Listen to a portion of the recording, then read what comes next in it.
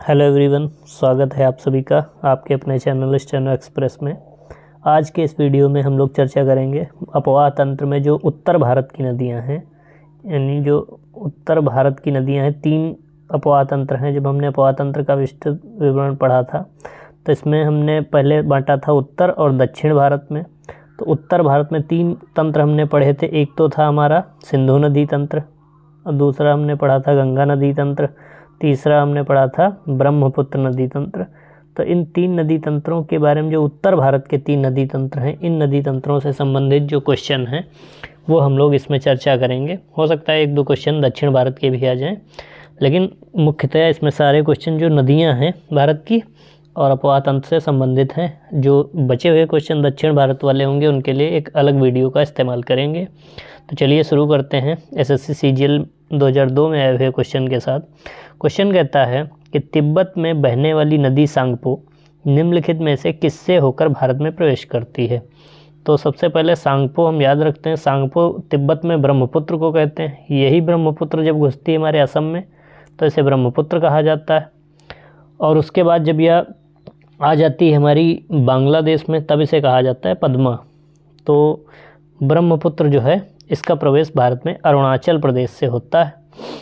Next question देखते हैं। दूसरा कहता है सिंधु नदी की लंबाई उतनी ही है जितनी ब्रह्मपुत्र की, और यह लंबाई कितनी है। तो यह जो लंबाई है यह हमारी है 2900 किलोमीटर लगभग। तो ब्रह्मपुत्र की लंबाई इतनी है। यूपीपीसी 2012 का क्वेश्चन है।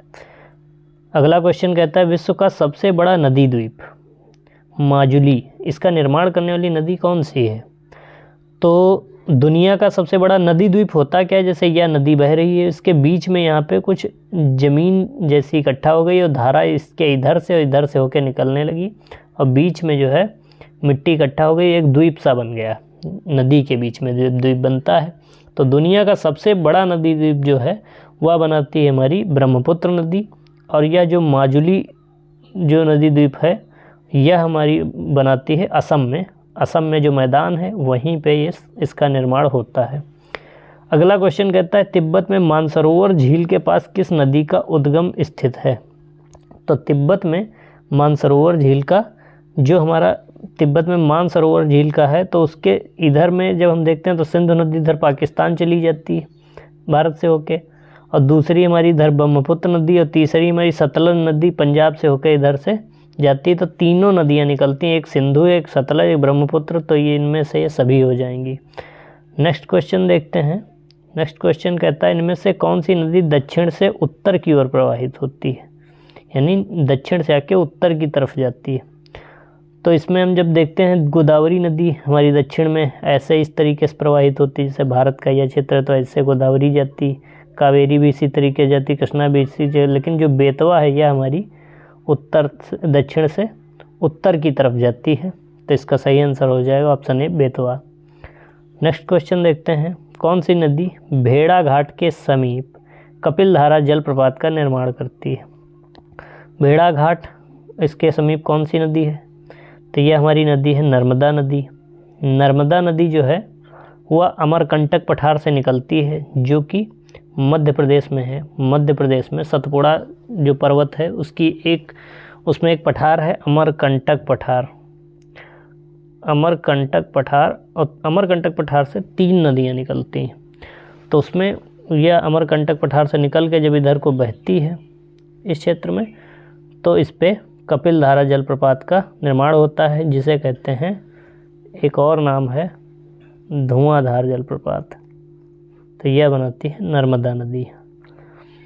नेक्स्ट क्वेश्चन हम देखते हैं। नेक्स्ट क्वेश्चन कहता है निम्नलिखित में से कौन सी नदी ज्वार नदमुख का निर्माण करती है। ज्वार नदमुख मतलब एस्चुअरी।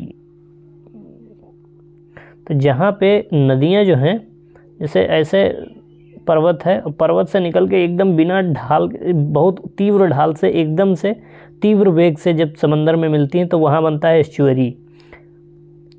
एस्चुअरी। और जहाँ पे नदियाँ जाती हैं और धीरे धीरे मंद ढाल के साथ समंदर में मिलती हैं तो वहाँ पे बनता है डेल्टा। तो दोनों में अंतर है।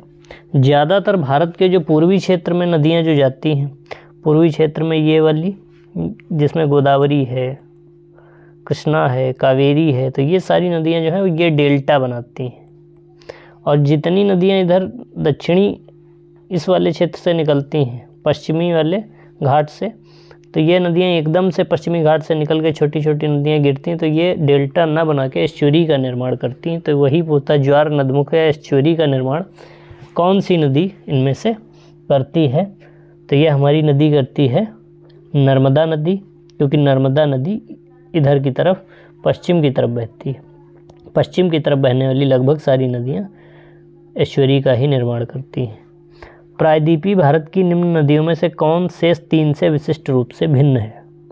तो प्रायद्वीपीय एक तो हो गई हमारी कावेरी, कृष्णा, दूसरे ऑप्शन देख लेते हैं गोदावरी और नर्मदा।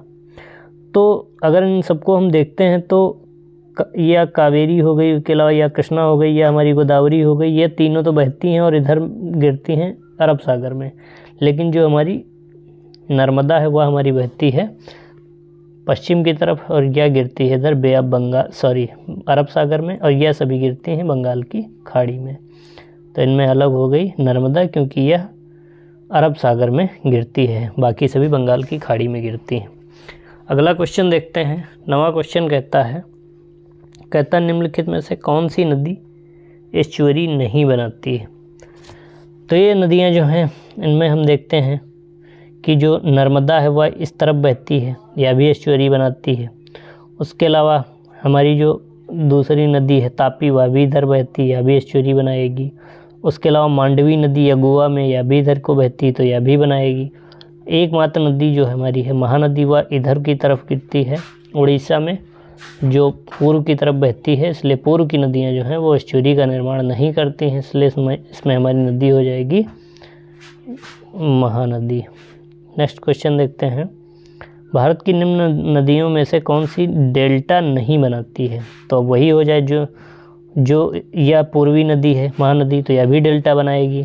और उसके अलावा हम गंगा देखेंगे तो गंगा भी इधर को बहती है, तो यह भी डेल्टा का निर्माण करती है। उसके अलावा गोदावरी जो है वह भी इधर को बहती है, तो यह भी डेल्टा बनाएगी। तो पूर्व की बहने वाली अब जो ताप्ती नदी है यह चूँकि इधर को बहती है पश्चिम की तरफ, तो यह हमारी बनाएगी एस्चुरी या डेल्टा नहीं बनाएगी। तो इसका सही आंसर हो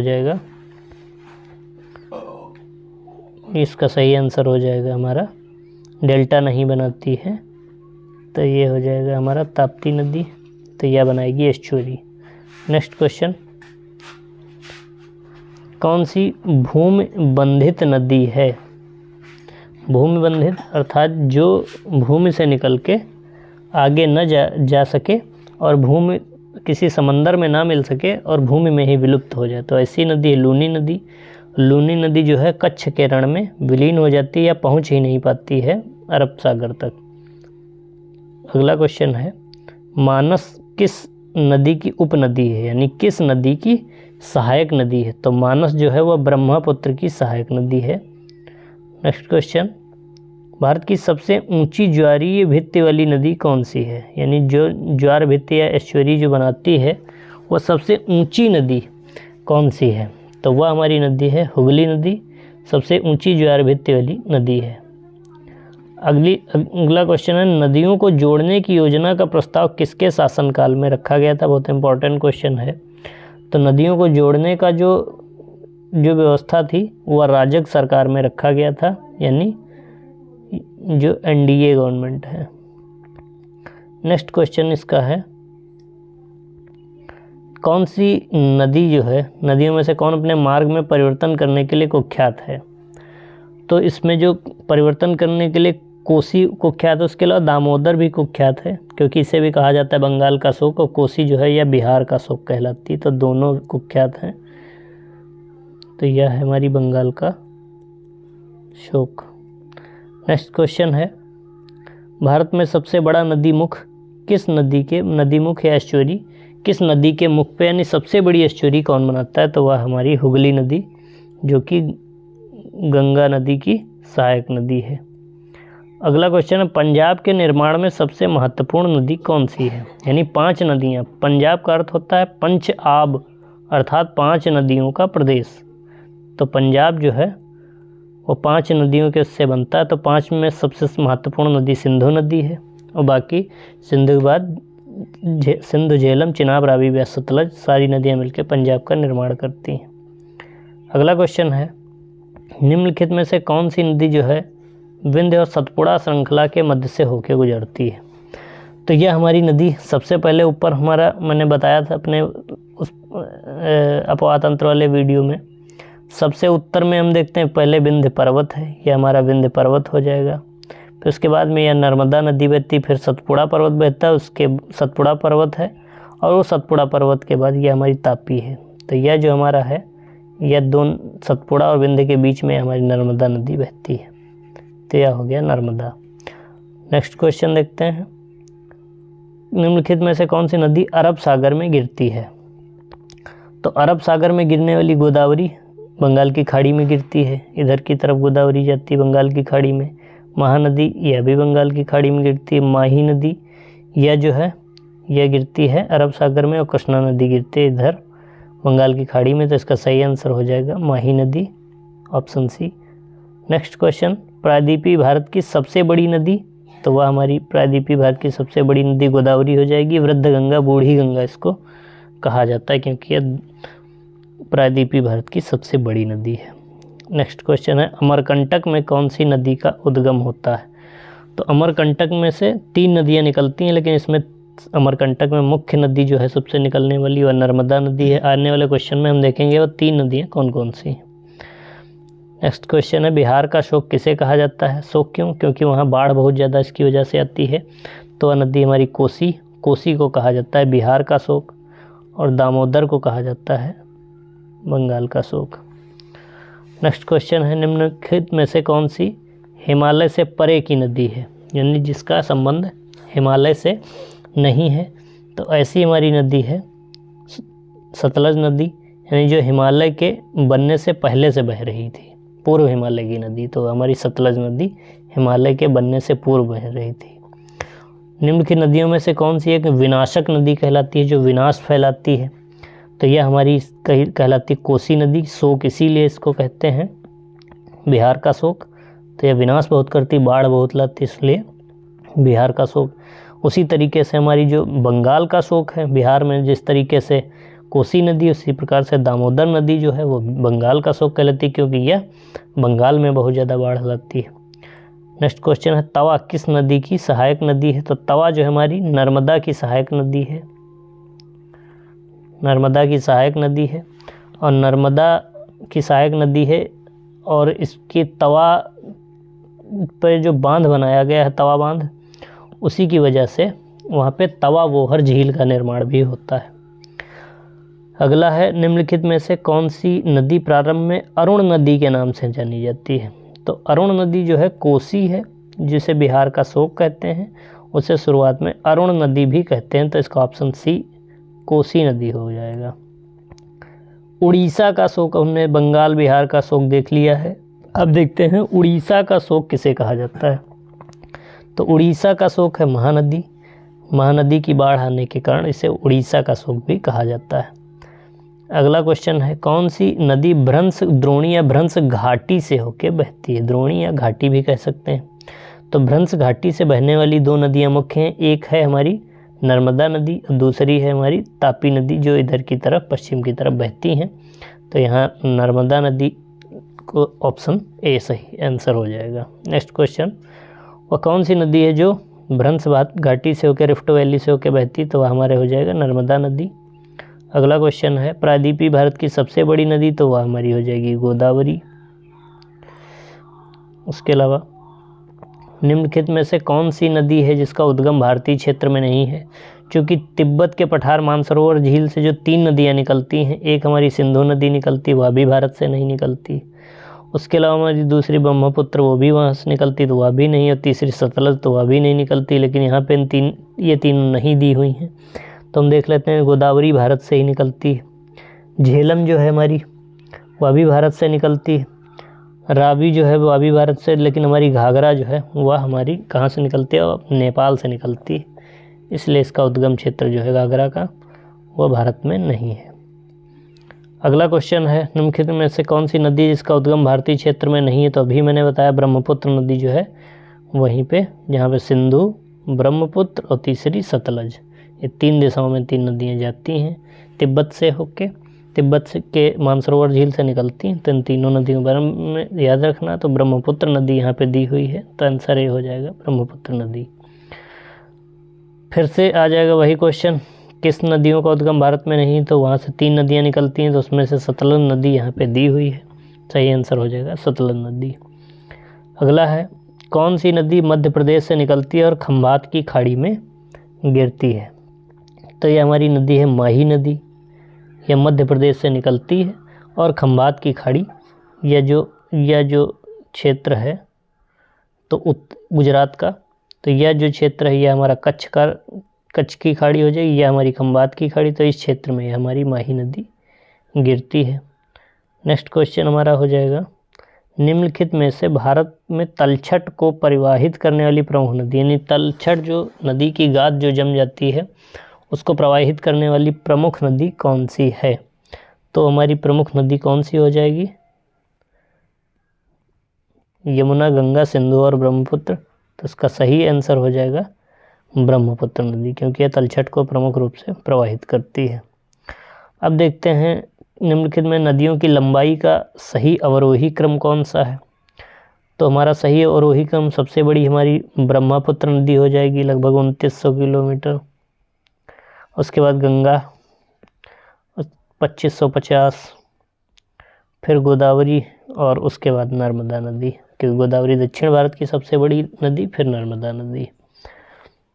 नेक्स्ट क्वेश्चन है, भारत की बृहत्तम नदी कौन सी है। तो हमारी भारत की सबसे बड़ी नदी गंगा है। उसके बाद अगला क्वेश्चन देखते हैं, गंगा नदी को बांग्लादेश में किस नाम से जाना जाता है। तो बांग्लादेश को किस नाम से जाना जाता है, वो हमारा हो गया पद्मा, इसको कहते हैं पद्मा। नेक्स्ट क्वेश्चन, गंगा ब्रह्मपुत्र की संयुक्त जलधारा किस नाम से जानी जाती है।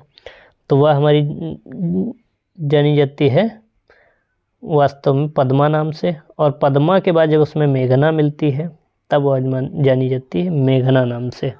मिलती हैं जब गंगा और ब्रह्मपुत्र, तब वह थोड़ी दूर तक पद्मा नाम से जानी जाती हैं, और आगे जब उसमें मेघना नदी मिलती है यहाँ पे, तब ये तीनों की संयुक्त धारा मेघना नाम से अंत में बंगाल की खाड़ी में गिरती हैं। तो संयुक्त धारा जो है वो पद्मा भी हो सकती है और मेघना भी हो सकती है।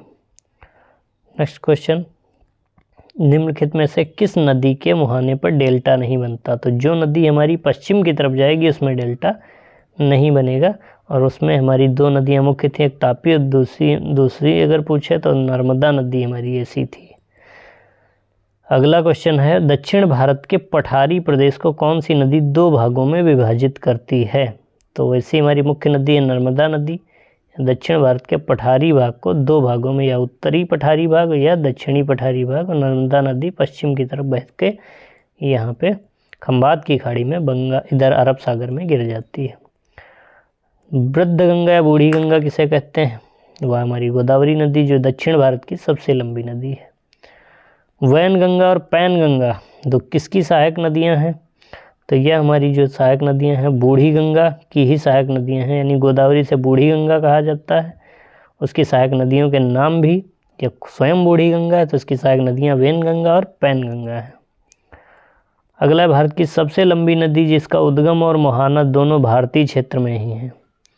तो यानी वह नदी हमारी गोदावरी है, यानी यह निकलती भी भारत में है और भारत में ही इसका मुहाना भी है। गंगा हमारे देश की सबसे लंबी नदी है, लेकिन उसका मुहाना जो है वह बांग्लादेश में चला जाता है। इसलिए अगर यह क्वेश्चन आए कि सबसे लंबी नदी उद्गम भी जिसका भारत में और मुहाना भी, यानी जहाँ पे गिरती है वह भी भारत में ही, तो वह हमारी गोदावरी बूढ़ी गंगा दक्षिण भारत की सबसे लंबी नदी। कावेरी नदी जल विवाद, किन 2 राज्यों के बीच झगड़ा है कावेरी नदी के जल को लेके। तो हमारा झगड़ा जो है 2 राज्यों हैं, कर्नाटक तथा तमिलनाडु। दक्षिण भारत के 2 राज्य जो हैं कर्नाटक और तमिलनाडु के बीच में कावेरी नदी के जल को लेकर आपस में झगड़ा है। अगला क्वेश्चन है, निम्नलिखित में से कौन सी नदी कृष्णा नदी की सहायक नहीं है। तो इसमें हमारा जो है सही आंसर क्या हो जाएगा, कृष्णा नदी की सहायक नदी अमरावती नदी नहीं है, बाकी मालप्रभा, घाट प्रभा, तुंगभद्रा या कृष्णा नदी की सहायक नदी हैं। और तुंगभद्रा के बारे में एक इम्पॉर्टेंट क्वेश्चन आता है इसके तट पे विजयनगर साम्राज्य जो है बसा हुआ था, तुंगभद्रा नदी के तट पे। नेक्स्ट क्वेश्चन हमारा है, लूनी नदी कहाँ गिरती है? तो लूनी नदी कच्छ के रण में विलीन हो जाती है, इसीलिए इसे भूमि बंधित नदी कहते हैं, क्योंकि यह समुद्र तक पहुँच ही नहीं पाती है, कच्छ के रण या दलदल में विलीन हो जाती है। नर्मदा का अधिकांश भाग भारत के किस राज्य में बहता है, यानी किस राज्य में इसका अधिकांश क्षेत्र पड़ता है? तो नर्मदा का जो अधिकांश क्षेत्र है वह मध्य प्रदेश यानी एमपी में पड़ता है। अपवाह क्षेत्र का सबसे ज़्यादा हिस्सा 50% से ज़्यादा मध्य प्रदेश में ही पड़ता है। अगला है, भागीरथी और अलकनंदा मिलकर गंगा कहाँ बन जाती हैं? तो वह बन जाती हैं देवप्रयाग में। भागीरथी और अलकनंदा कहाँ मिलती हैं? देवप्रयाग में। और यहीं पे भागीरथी और अलकनंदा का नाम जो है उत्तराखंड में गंगा हो जाता है। अगला क्वेश्चन है, निम्नलिखित में से कौन सा कथन सत्य नहीं है? तो इसमें सही आंसर हो जाएगा कावेरी नदी का उद्गम आंध्र प्रदेश में है। तो कावेरी नदी का उद्गम आंध्र प्रदेश में नहीं, बाकी सारे सही हैं। महानदी का उद्गम छत्तीसगढ़ में है, सही है। गोदावरी का उद्गम महाराष्ट्र में है और तापी का उद्गम मध्य प्रदेश में है। नेक्स्ट क्वेश्चन है, सुंदरवन का डेल्टा कौन सी नदी बनाती है? तो सुंदरवन का डेल्टा जो नदी है, गंगा और ब्रह्मपुत्र दो नदियां मिलकर बनाती है, इसलिए सुंदरवन का डेल्टा को गंगा ब्रह्मपुत्र का भी डेल्टा कहा जाता है। दुनिया का सबसे बड़ा डेल्टा है। गंगा और ब्रह्मपुत्र नदियों का उद्गम स्थान कहाँ कहाँ स्थित है? तो गंगा का स्थान जो है वो उत्तराखंड में है, उत्तरकाशी जिले से निकलती है। उसका तिब्बत के मानसरोवर से निकलती है ब्रह्मपुत्र नदी। अगला क्वेश्चन है, क्षिप्रा नदी किसकी सहायक नदी है? तो क्षिप्रा नदी जो हमारी है वह चंबल नदी की सहायक नदी है। चंबल नदी जो हमारी यमुना की सहायक नदी है, यहाँ पे बड़े बड़े महाखड्ड बनते हैं, तो इसका सही आंसर हो जाएगा चंबल नदी। अगला क्वेश्चन जो है वो कहता है, कौन सी नदी का उद्गम भारत में नहीं है? तो हमारी कावेरी नदी का उद्गम भारत में है। नर्मदा का भी अमरकंटक पठार पे भारत में है। ब्रह्मपुत्र का जो है यह हमारा तिब्बत में है, तिब्बत चाइना के पास है, तो यह इसका उद्गम भारत में नहीं है। नेक्स्ट क्वेश्चन, महानदी नर्मदा तथा सोन नदियाँ कहाँ से निकलती हैं? मोस्ट इम्पॉर्टेंट क्वेश्चन, क्योंकि जो अमरकंटक पठार है सतपुड़ा का, उससे 3 नदियाँ निकलती हैं, महानदी, नर्मदा और सोन। तो तीनों नदियों के बारे में याद रखना है। अमरकंटक पहाड़ी से निकलती हैं, तीनों अलग अलग दिशाओं में जाती हैं। नेक्स्ट क्वेश्चन, सारे क्वेश्चन हो गए हैं और इसमें हम लोगों ने कवर किए हैं जितने क्वेश्चन थे इम्पॉर्टेंट उत्तर भारत की नदियों से। अब अगले वीडियो में हम लोग कवर करेंगे दक्षिण भारत की नदियों से जो महत्वपूर्ण क्वेश्चन हैं। प्रायद्वीपीय भारत, हालांकि कुछ प्रायद्वीपीय भारत की भी नदियों के इसके क्वेश्चन अगर कुछ बचे होंगे तो अगले वीडियो में हम लोग उनको कवर कर लेंगे। तब के लिए नमस्कार, थैंक यू।